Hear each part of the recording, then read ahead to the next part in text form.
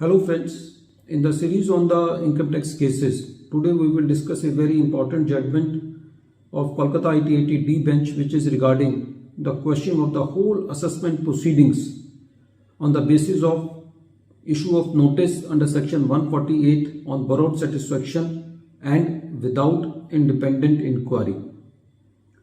The question arises, what is borrowed satisfaction?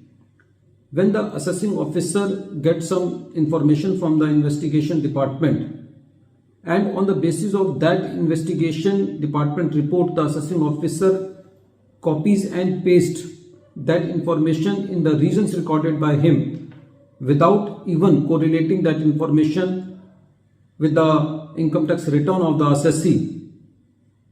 So in that case, it can be said that the notice has been issued on borrowed satisfaction.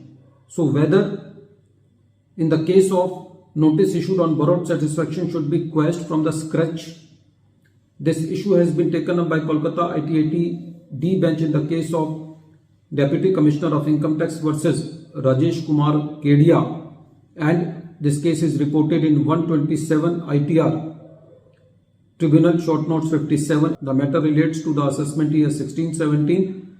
The facts of the case are like this. In the present case, there was a search on SK Group which were involved in money lending business.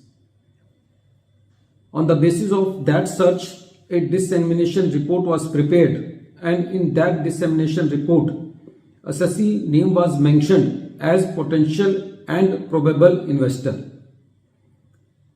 In that report, the statements of the various persons were there who only suggest that there is some connection of the assessee with the entry operators or with the persons who were doing the money lending business. On the basis of that report, the assessing officer issued notice to the assessee under section 147 by alleging that the assessee has given a loan of rupees 8.8 crore to various parties, and on the basis of that allegation, the assessments were made of an amount of rupees 9.41 crore for the cash loans given by the assessee, including interest. The assessing officer also made an addition of rupees 17.6 lakh for the brokerage income. When the matter was before the CIT appeal was of the very considered view that there is no evidence connected the assessee with the document seized with the third party search. The revenue filed the appeal before the tribunal, and the assessee filed the cross objections on the ground that the notice has been issued on borrowed satisfaction.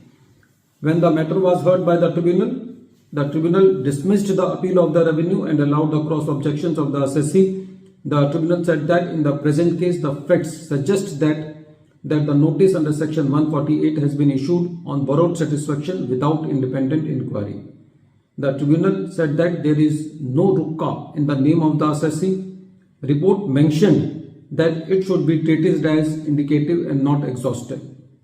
The tribunal said that there is no signature of the assessee on any document, there is no mention of any year, no mention of dates of transaction, and the transactions have been presumed to be related to the assessment year 15-16. The tribunal said that the only reliance is on the dissemination report and there is no evidence that the assessee was involved in the money lending business.